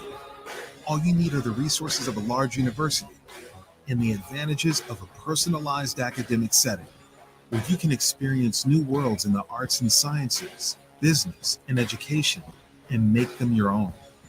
We are where you shape your future. We are Youngstown State University and proud. WRS Wealth Advisors, the area's premier wealth and retirement specialists. Located on South Avenue in Boardman. Jimmy Sutton here, Director of Isle, Purple Cat, and Golden String. We are happy to support YSN and two of my favorite people, Scotty Mincher and Super Dave O'Malley. We are an agency that provides services for adults with disabilities. We infuse humor, passion, and joy into their lives. If you know of any folks with disabilities that need our assistance, please contact us.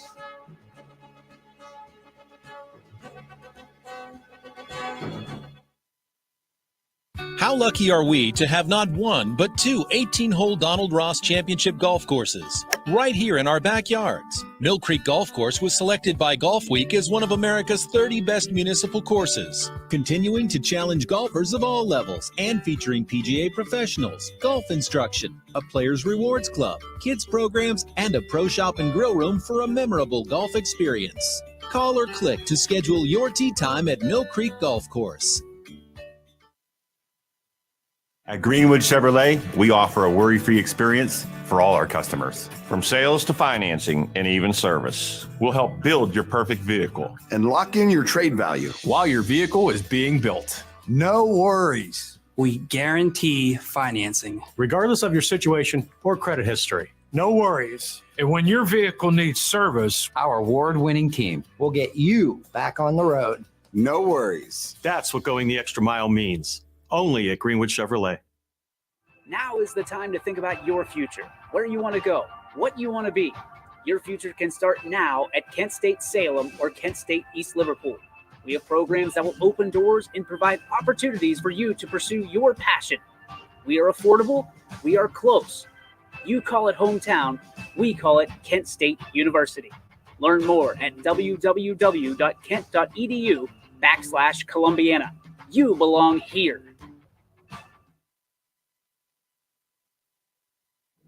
Welcome back to Running Point on ysnlive.com, brought to you by Greenwood Chevrolet in Austintown. Anthony Hartwig alongside Ty Bartell.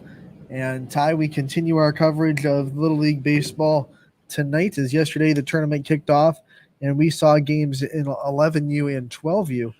The results for the 11U on L2, hold on, they're loading, as we had Poland beat Canfield 15-10, and then we had Boardman beat Struthers 10-0. So those were the two results from last night on the baseball side of things in 11U. So tonight in 11U on L2, it'll be Canfield versus Struthers in a loser's bracket game, and Poland versus Boardman in a winner's bracket game. If you lose tonight, if you're Canfield or Struthers, you are done. It's double elimination. If you win, you advance to Thursday. If the winner of Poland versus Boardman will be off until Monday. So you win tonight. If you're Poland or Boardman, you lock your ticket into Monday. And getting to Monday, it's not the Monday Blues in this case, right? You're gunning for Monday in this case. Monday fun day. Now we'll go to the 12U bracket last night, and it was a pretty impressive pitching bracket because both teams won via the shutout, as it was Austintown beating Canfield 2-0 and Boardman beating Poland 4-0. Couple of shutouts, yeah, and I mean pitching, we talked about it at the higher level. There it is at the lower levels too. I mean pitching showing up in all cases. DJ was there for those games. You can find his recap and post-game interviews on ysnlive.com, and I'm sure during the Power Hour he'll go into more details on what he saw from his perspective in the games last night as well. The matchups for tonight will go like this. Canfield will play Poland in an elimination game at 6, and then at 8 o'clock it'll be Austintown versus Boardman in the winners bracket game. Same as 11U, the winner of that winners bracket game goes to Monday. If you lose the losers bracket game, you are eliminated, and the winner of that game between Canfield and Poland will go on to play the loser of Austintown versus Boardman tomorrow. So that's how it all shakes out, too, as these teams get one step closer. Also, tonight we have 9U baseball from the Field of Dreams. A makeup from last night. It'll be Boardman versus Canfield on L3 at 6 o'clock. Ty, you'll be there for that. Yeah, I'm excited to kind of look at the 9U division. I got a chance to see some really good players, too, that 9-year-old, 10-year-old players, too, in that home run derby. That was not my first experience, really, with Little League. This is my second one now, and I'm excited to be able to call an actual game that's going down tonight, too, at the Field of Dreams. The winner of your game tonight, Ty, moves on to play Poland, who got a bye. That game will be on Friday. So they're playing for the right to play Poland. As it's going to be a dogfight then if you get to Poland. It's going to be a dogfight, but really no dogs. You got Boardman and Canfield. So you have So I mean, you got a dog fighting on one end, right? So if Canfield wins, that'll set up a battle at 224. Yeah, and we always love seeing that too. So either way, those are all good matchups that could potentially happen. And then if you were wondering about 10U, it will start on Thursday. The 10U game starts tomorrow night on L2. Canfield's set up to play Boardman in the first round. Poland versus Austintown will be the other matchup tomorrow night from L2 for the 10U division. So 10U getting started tomorrow, and 11U, 12U, and 9U all in action tonight from the Field of Dreams. Look forward to it. It'll be all free on the network tonight, thanks to our sponsors. All right, we went over the matchups. Let's see who's going out there to the Field of Dreams to be on the call. And tonight it is going to be DJ Oakley will be on L1 for the 12U at 6 and 8. On L2, you're going to have Noah Ricks on the call for the 11U games on L2 at 6 and 8. And then at 6 o'clock on L3, that 9U game, Ty, you'll be on the call there.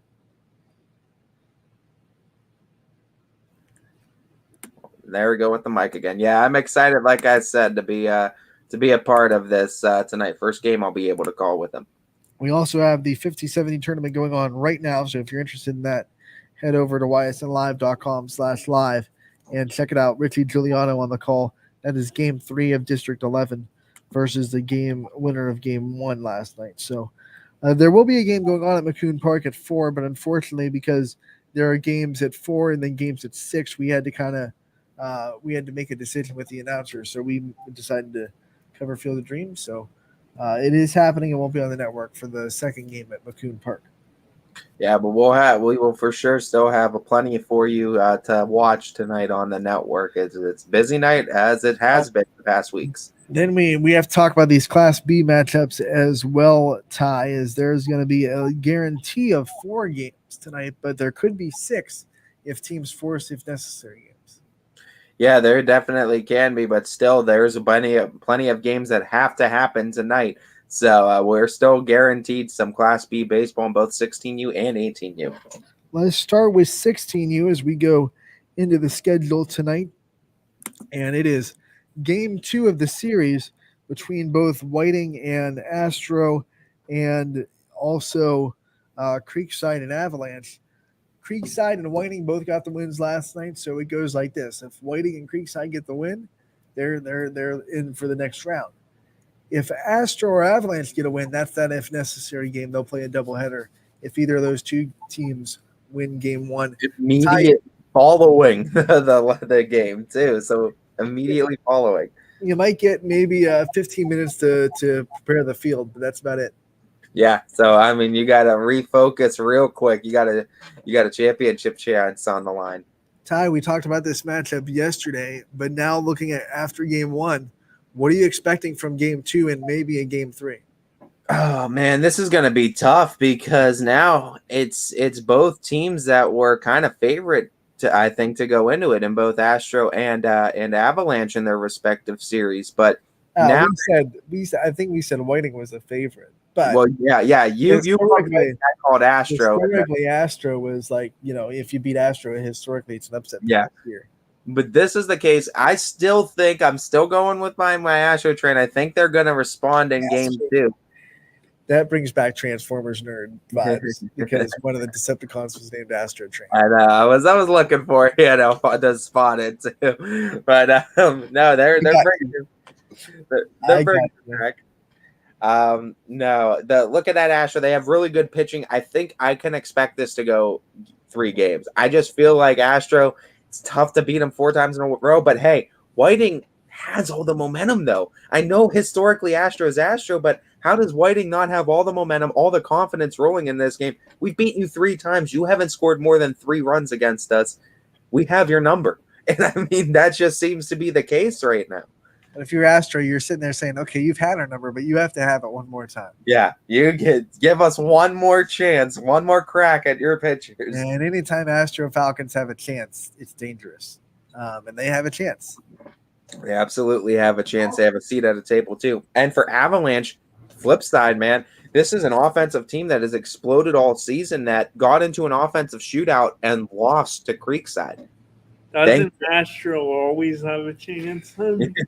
Always have. I mean, they're just like machines. To keep up with our pop culture references today, so you're telling me there's a chance? Yeah. Dumb and Dumber. There you go. Yeah, that's great. I tried to watch like the second the sequel, but I just couldn't get through it. But there is some breaking news. Again, not to get too. This is according. Whoa! We have to bring you up on camera for this. Hold on. I didn't put up the split cam. Oh no! You better full. Here, I'll let him full screen it. Okay, so I just googled Browns to see if there's anything, and according to Ian Rappaport, he tweeted this out like a minute ago. I guess the Panthers are acquiring former number 1 overall pick Baker Mayfield from the Browns for a 2024 conditional 5th-round pick. Sources tell him and Tom Pelissero deal is pending a physical, and they split the financials.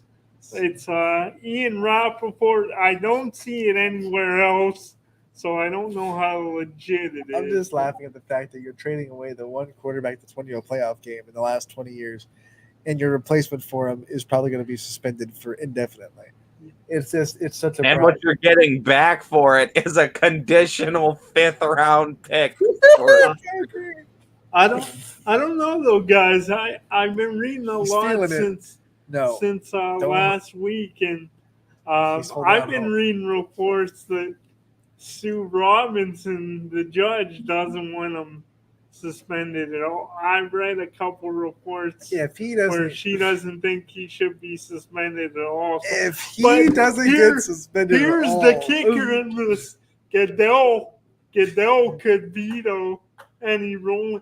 So she could say 0 games, and then he could say no. The pure nightmare of the fact that even if Goodell vetoed that, if she came out and said no suspension, like riots. Well, I shared a video last week, and I'm not saying, obviously right now there's no way around it. Deshaun Watson looks like a scumbag, but he's still going to try to work me around it, though. I can tell the way he's talking. What's happened with like Robert Kraft and Daniel Snyder? Daniel Snyder's been subpoenaed, and still nothing has happened to him. Like, it's not apples to apples, but nothing happened to those guys. It was just kind of swept under the rug. So I don't know if without any hard evidence, I don't know how much they could come down on Watson. But the NFL does whatever they want, so we'll see. how this plays. Scotty's going to be the hard evidence guy now because he wants us now. Now Deshaun Watson is his only hope. I don't Baker want to. Mayfield just left, so now it's like Deshaun Watson and Jacoby Brissett. I don't want to come off as a insensitive jerk here, but the greedy football fan in me. Yep. Obviously, I want to. His safety net just left, and now he's going to be on the Deshaun Watson train. Have the best chance to win. It's all right, Scotty. Every franchise has that dark horse in their closet that they don't talk about. They just kind of go, "Ooh, he's good for us, so we're not going to talk about it." Chiefs so have one every like 2 years. It I seems know. like that. You guys keep It's all trying. good. Your closet is like a walk-in closet. We just got rid of one. Really crowded right We now. just got rid of one, so it's okay. We don't have to protect Tyreek Hill anymore. But it's ironic that you guys brought this up because when I Googled Browns for whatever reason, if this makes you feel better, Anthony, I saw this on NFL stats. It says NFL teams with the most arrests since 2000, and the Chiefs are on the list. We're second. We're not first. But the Vikings lead. The Vikings have the Vikings average, I think, 55 arrests since the year 2000. The Chiefs only have 40. Oh, only the have Browns 40. Imagine keeping arrest as a stat. Like they're keeping. How have we verified these? Is this verified? Or is this like a Facebook meme that people put out and say it's real? I don't know. I think I'm going through, and I know Chiefs have had their players with issues, but I can't remember like 40 people being arrested, unless they're like low key arrested. Really, okay, their third string lineman got arrested. You got to remember though, no one really talks about. Anthony, you're only like 26, 30. So Shut up. You're 30. Yeah. Wow. So yeah, I get. But I was 10 in 2000. I remember. This goes all the way. Yeah, you were only 10, so maybe there's something you're forgetting. I don't know. It's NFL. It could have been like, hey, our third string offensive lineman that we cut in training camp got arrested, but he's technically a Kansas City Chief. So I don't know. I don't know how much credibility I don't it know. has. I think it might be a Super Dave special. A Super Dave special. All right, before we get to your trivia question, we got to finish this this preview of Class B real quick, Ty. We talked about Creekside Avalanche and the two matchups tonight in 16U. We'll go to 18U real quick and talk about the games that are going on tonight after the first round of play-in games last night. And we will have Nightline taking on Athletics. And the winner of that one will be, 2-0 and actually guarantee themselves a spot as the, I want to say. Well, it would be those two teams that would face each other then, because it would be Nightline and Athletics that would be 4 and 5, so they would just face each other again, would they not? Because I don't know how they decide, because who wins the Dura Edge Ballista game will also be 1-1 with the loser of Athletics and Nightline. So I don't know how they'd seed this. I feel like the winner of that one becomes a 6-seed Dura Edge Ballistic game because those two they lost their first play-in game. So I think the winner becomes 6 seed, and then the winner of the other game becomes 3 or 4 seed, and the loser becomes 5 seed. But the problem is 1 and 2 gets a bye, so Avalanche, which is the 3 seed, would play the 6 seed, and 4 and 5 would play each other. So you might just get Nightline and Athletics in a series again. So they might just play this game, and then they might play 3 more right after. Well, we'll square it all away. What we do know for sure, and we can confirm that Ballistic is playing Dura Edge tonight at 5:30 on Scene 2, and then Nightline will play Athletics tonight at 8 o'clock on Scene 2. A couple more 18U games in action as we'll get the playoff shaken up. As also, too, the big thing, one team will be out of the race tonight as well. So one team out of that other game, that Dura Edge Ballistic game, there's only one seat for 2 teams, so only 1 seat at the table left. So that will be that. On Scene 1 for the 16Us, it'll be Dom O'Brien.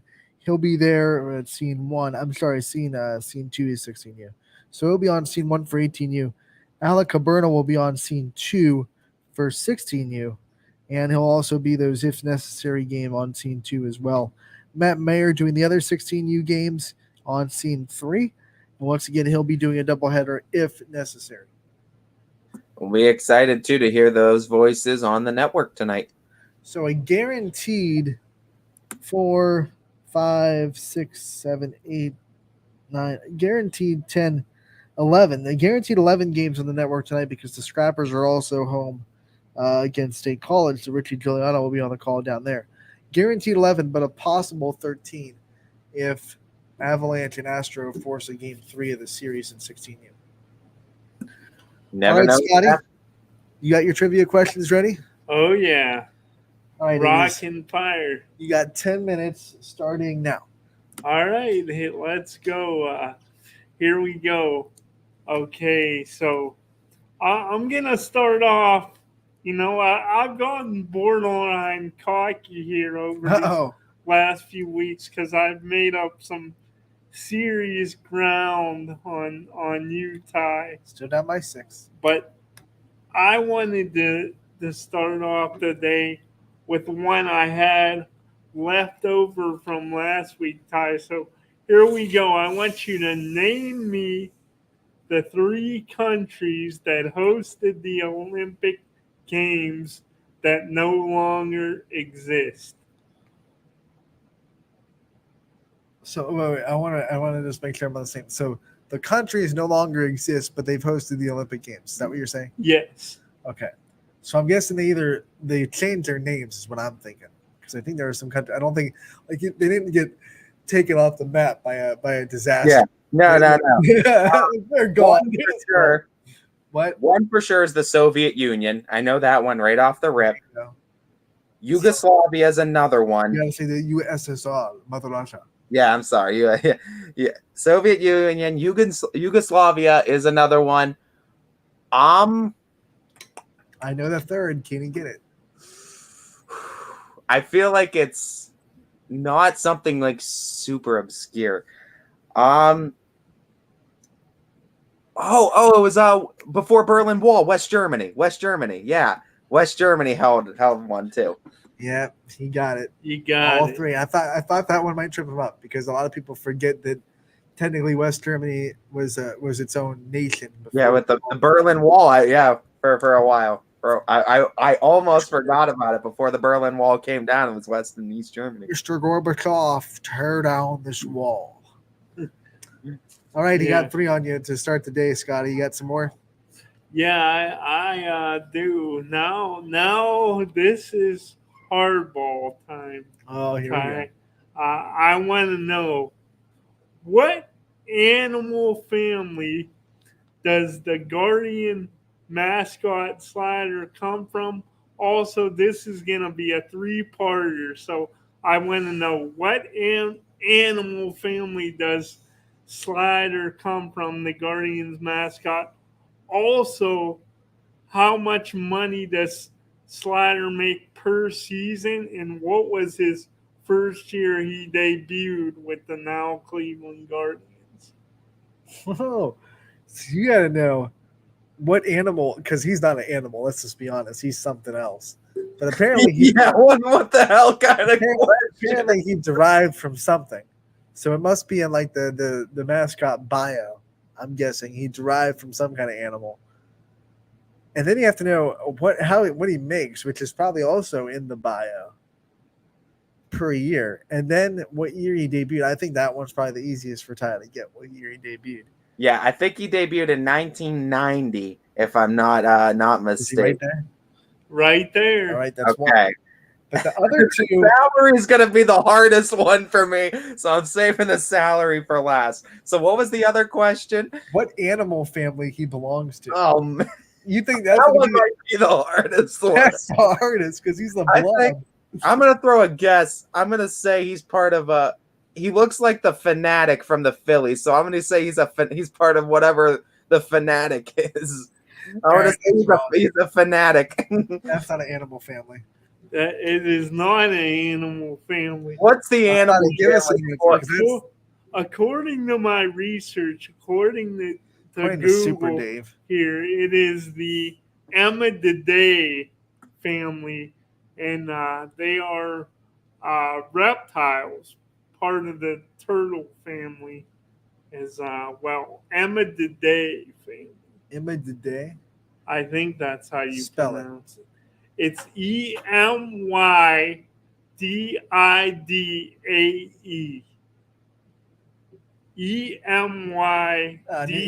He's the fifth Ninja Turtle. So Emididae family. And now I just need to try to figure out the price of what he makes a year. I don't. Oh man, I know. Like, I think Rocky from the Denver Nuggets makes like the most out of any mascot in sports, and I can't imagine sliding. Rocky makes more than the Fanatic. That doesn't make sense. Do you want a bonus with this? So I could give he you. Doesn't need a bonus. You don't want a bonus? No. Ty gets no sympathy.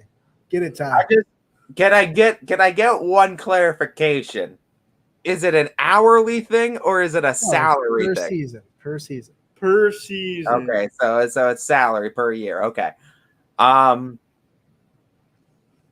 don't know. I don't think it could be much. Let's say 50,000 a year. That's a good guess, but you are incorrect. Does it go into six figures? What's that? Does it go into six figures? Maybe, maybe not. Give us the answer. He didn't get it right. Okay. It is 65,000 Oh, you were per close. year. You were pretty close. I was pretty close. All you have to do is put on a pink mascot, and you can make $65K per year. Hey, that ain't a bad salary at all for. We got in the wrong business, Ty. Would you like another mascot question? We got 4 minutes.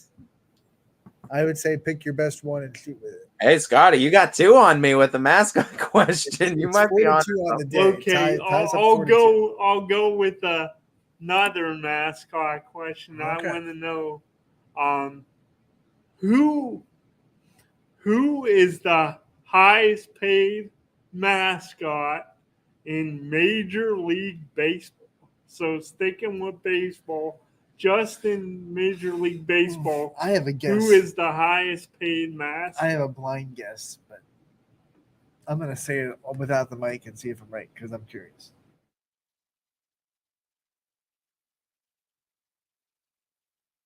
I'm wrong. So my guess is wrong. And I'm not telling Ty what my guess was. The Fanatic's an easy one to guess. I'm going to guess, though. I think Rocky from the Denver Nuggets is one that I've read makes it for basketball, but for baseball,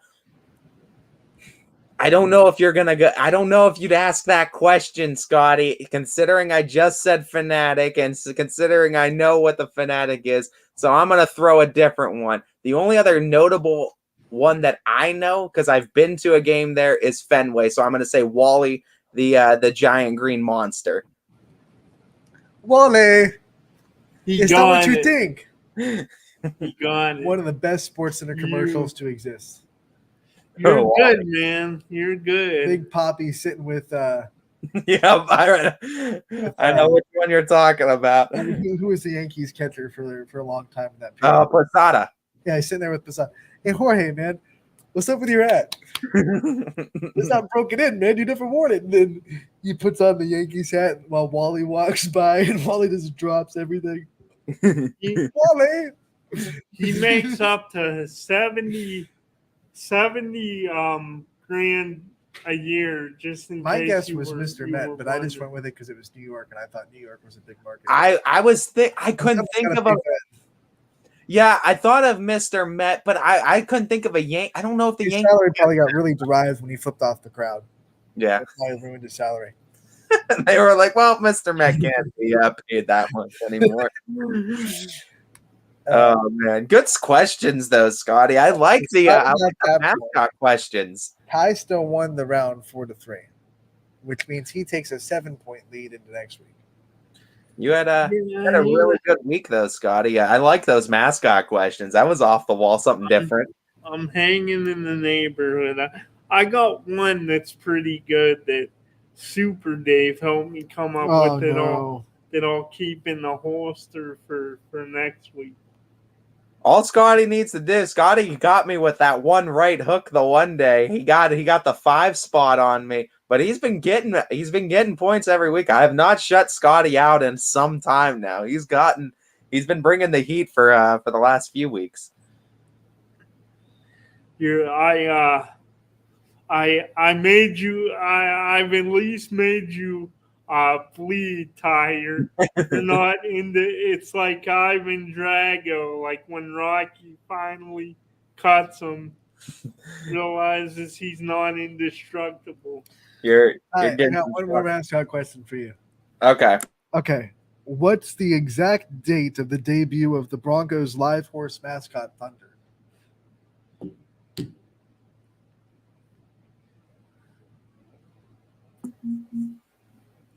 So month, date, and year.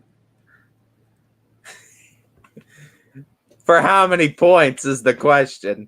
Scotty, you want to conference this? How many points we give him for the exact date? Should we give him 3? No, I say 2. I say 2 points. 2 point. Okay. 2-point question, and you got 30 more seconds to answer. No, okay, I know it was 1993 was the year that the horse debuted. I'm pretty sure about that.